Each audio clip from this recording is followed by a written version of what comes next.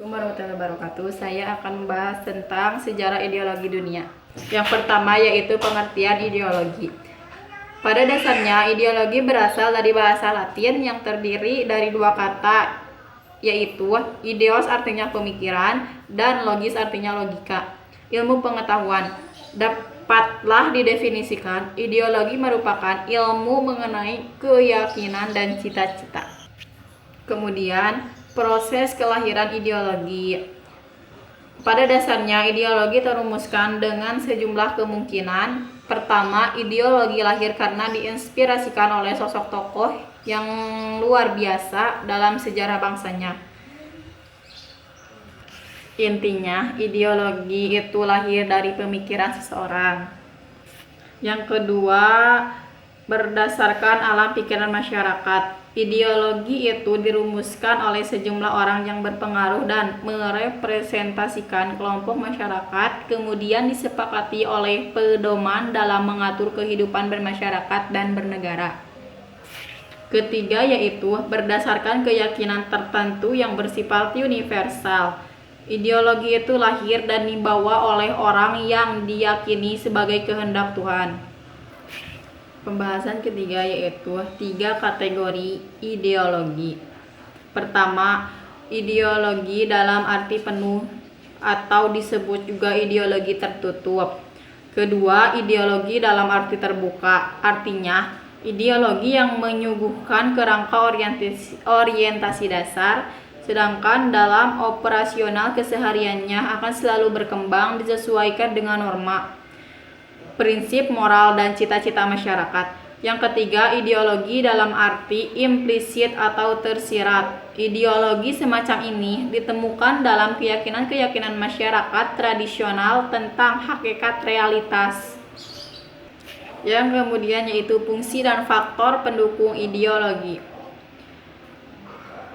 Ideologi mempunyai beberapa fungsi sebagai berikut, yakni 1. Fungsi etis, yaitu sebagai panduan dan sikap serta perilaku kelompok masyarakat dalam kehidupan kenegaraan dan kebangsaan. Kedua yaitu fungsi integrasi, yaitu nilai yang menjadi pengikat suatu bangsa atau masyarakat. Yang ketiga, fungsi kritis, yaitu sebagai ukuran nilai yang dapat digunakan untuk melakukan kritik terhadap nilai atau keadaan tertentu. Yang keempat yaitu fungsi praksis, yaitu sebagai acuan dalam memecahkan masalah-masalah konkret. Yang kelima fungsi justifikasi, yaitu ideologi sebagai nilai pembenar atas suatu tindakan atau kebijakan tertentu yang dikeluarkan oleh suatu kelompok tertentu. Menurut tokoh psikoanalisis Foucault, ideologi menyangkut 4 faktor atau hal penting. Pertama, ekonomi sebagai basis. Kedua, kelas yang berkuasa. Ketiga, kekuatan represif. Keempat, sesuatu yang berlawanan dengan kebenaran sejati. Sedangkan menurut Gianfranco, seorang pakar sosiologi, ada 3 kekuatan sosial yang mempengaruhi masyarakat. Pertama, kekuatan politik. Kedua, kekuatan ekonomi. Ketiga, kekuatan normatif atau ideologi. Pembahasan selanjutnya yaitu tentang kapitalisme. Pertama, pengertian kapitalisme.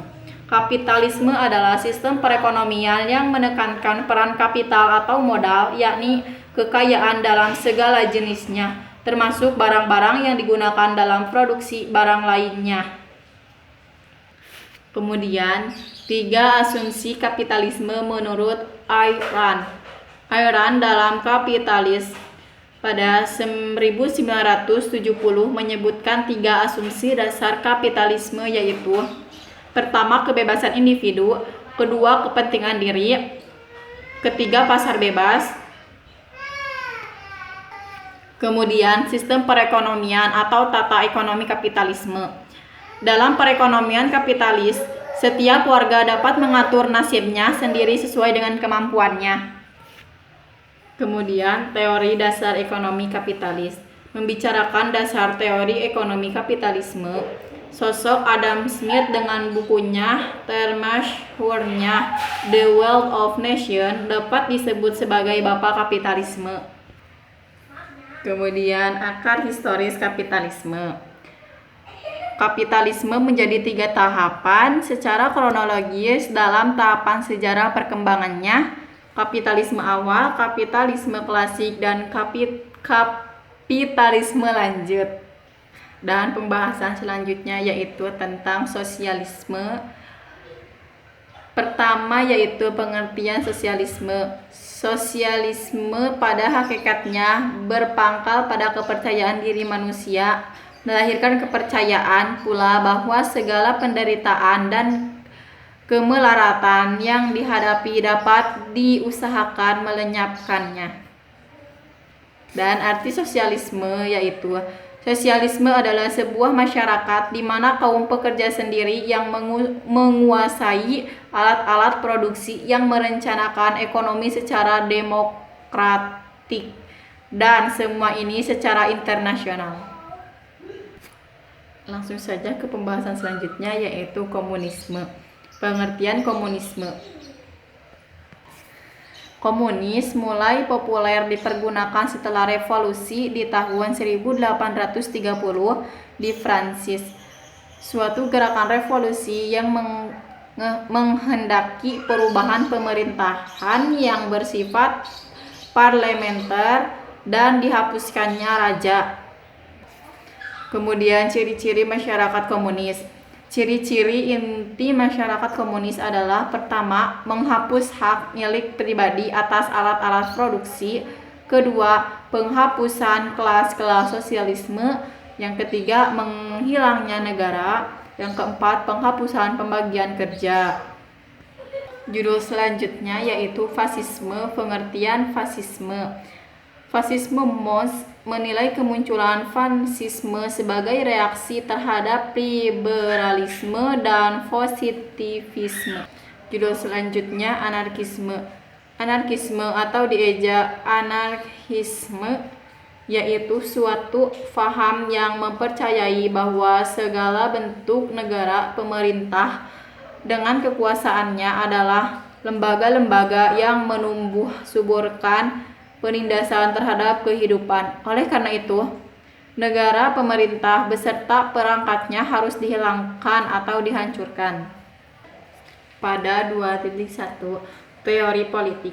Anarkisme adalah teori politik yang bertujuan untuk menciptakan masyarakat tanpa hierarkis atau baik dalam politik, ekonomi maupun sosial.